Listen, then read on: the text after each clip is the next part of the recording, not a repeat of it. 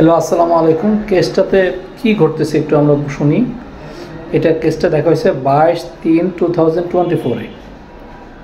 Patient কি বলতেছে, পায়খানা রাস্তায় বর্তমানে রক্ত যায়, 4-5 দিন আগে একবার হয়েছিল, আপনা আপনি ঠিক হয়ে যায়। এমন আবার কেন হলো বুঝতে পারতেছি না। বর্তমানে পায়খানার সাথে রক্ত যাচ্ছে, পায়খানা করার পরও ব্যথা থাকে 4-5 ঘন্টা পর্যন্ত। বর্তমানে গত 5 দিন থেকে এই অবস্থা। তখন তাকে জিজ্ঞাসা করে কী করেছেন। পেশেন্ট বলতেছি ইসুপগুলির ভুসি খাইছি, কিছুটা আরাম লাগছে, কিন্তু ব্যথা আছে, রক্ত যাচ্ছে। তো এই কেসটাতে কী আসলে, কেসটাতে পেশেন্টকে এটা তাকে কষ্ট দিচ্ছে, ডিলিউশন পারসিকিউটেড, পারসিকিউটেড, টান দিচ্ছে, জ্বালাচ্ছে, কমে যাচ্ছে, আবার হচ্ছে। This is the persecuted. স্টুল করার পরে 4 ঘন্টা ব্যথা থাকে, ফেয়ার সাফারিং। ইসবগুলি বুসি খেলে ব্যথাটা কিছুটা, পায়খানাটা কিছুটা হালকা হয়, কিছুটা আরাম লাগে। তো কিলো হেল্ড বিং হেল্ড, অর্থাৎ যে কোনো কিছুতে ব্যথা যদি কোনো কিছু করার পরে আরাম লাগে, তখন আমরা হেল্ড বিং হেল্ড এমুলেশন নিব। আর ফেয়ার সাফারিংটা কখন হবে, যে কোনো কিছু হওয়ার পরে সে ব্যথাটা যদি 3-4 ঘন্টা থাকে বা পেশেন্ট চিন্তা করে আবার হতে পারে, তখনই আমরা ফেয়ার সাফারিং নেব। এটা আমার বিভিন্ন কেসগুলিতে আপনারা শুনছেন। তো আর এখান থেকে বেরোতে চায়, লাইট ডিজায়ার কেন হচ্ছে জানতে চাইছে, অ্যাংজাইটি ডার্ক, তাকে স্টেমোনিয়াম 30 2টা ডোজ করা হয়, তারপর দাঁড়ায় যায়।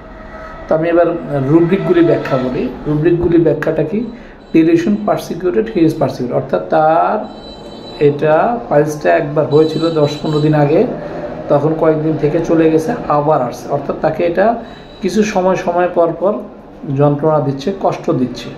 ডিলিউশন পারসিকিউটেড এই জন্য হবে। আর স্টুল করার পরে 4-5 ঘন্টা আরও ব্যথা থাকে, তখন আমরা ফেয়ার সাফারিং নেব। আর সে যে কোনো, অনেকে পানি খেয়েও আরাম লাগে, তারপরে পানিতে বসে আরাম লাগে, অনেকে পানি শেক দেয়, তখন আমরা হেল্ড বিং হেল্ড এমুলেশন নিতে পারবো। আর কি, এটা কেন হচ্ছে জানতে চাচ্ছে, অ্যাংজাইটি ডার্ক, এখান থেকে বেরোতে চায় লাইট ডিজায়ার। এগুলি দিয়ে স্টেমোনিয়াম 30 2টা ডোজ করা হয়। করার পরে আমাদের 22/3/2024-এ কেসটা দেখা হয়। তারপরে এখন এর মধ্যে একবার ফলো আপ আসছে, ঈদের পরে ভালো আছে, এখনও কেসটা চলমান আছে, এবং এর বিশ্বাস এই কেসটা দাঁড়ায় যাবে, আর সমস্যা হবে না। কিন্তু ওই ওষুধ নেওয়ার পর তার আর ব্যথাটা অনেকটাই কমে গেছে, ব্যথা নাই বললেই চলে। আর হলো পায়খানা রাস্তায় মাঝে মাঝে ব্লিডিং 1-2বার হয়েছিল, এখন আর নাই। তো এখনও তাকে আমরা আমাদের রেগুলার ওষুধে টাচে রাখছি, ইনশাল্লাহ একটা সময় পরে কেসটা দাঁড়ায় যাবে। সবাইকে ধন্যবাদ। আসলে প্রতিটা কেস ইন্ডিভিজুয়াল, তাকে প্রত্যেকটা কেসের রঙে ঢঙে বুঝতে হবে, প্রত্যেকটা কেস আলাদা। আপনারা এর আগে আমার বিভিন্ন ফিস্টুলা, পালসের কেস দেখছেন, এক এক কেসে এক এক রকম মেডিসিন। কিছু ক্ষেত্রে পেশেন্টের ভাষণ মিলে যায়, তখন একই মেডিসিন হয়ে যায়। তাহলে প্রত্যেকেই আলাদা, প্রত্যেকের আলাদা আইডেন্টিটি, প্রত্যেকে আলাদা মেডিসিন। তো সবাইকে ধন্যবাদ, আসসালামু আলাইকুম। আর একটা জিনিস বলতেছি, আসলে আমার এই ভিডিওগুলি করার উদ্দেশ্য আমাদের ডাক্তার সাহেবরা দেখে নিজেদেরকে ডেভেলপ করা, ল্যাবরেটরি প্র্যাকটিস করা, রোগীর কথাগুলিকে খুব মনোযোগ সহকারে শুনে কী বোঝাতে চাচ্ছে সেই বিষয়ে নিজেকে মনোনিবেশ করা, সেই জায়গাগুলিকে নিজেকে ডেভেলপ করা। তো আমি চাইবো আমাদের যারা ডাক্তার ভাইরা দেখেন, তারা শেয়ার করেন, যাতে আপনার আশেপাশে যে ডাক্তাররা আছে তারাও ডেভেলপ হোক। সমাজে যদি আমরা সবাই ডেভেলপ হই, তাহলে কি হবে, কি সমাজে আমাদের গ্রহণযোগ্যতাটা বাড়বে। মানুষ ফার্স্ট প্রায়োরিটি হিসেবে হোমিওপ্যাথি চিকিৎসা নেবে। এখন অনেকেই অনেক সমস্যার জন্য ফার্স্ট প্রায়োরিটিতে হোমিওপ্যাথি দিতে চাচ্ছে, কিন্তু ভালো ডক্টর পাচ্ছে না। তো আমি চাইব আমরা যারা যে অবস্থায় আছি, প্রত্যেকেই নিজেকে যে সিস্টেমে চিকিৎসা করি, নিজেকে ডেভেলপ করার কাজ করি। ডেভেলপ করলে তখন আমাদের প্রত্যেকটা কেস কনফিডেন্সের সাথে বলতে পারবো অবশ্যই ভালো হবে, 100% ভালো হবে।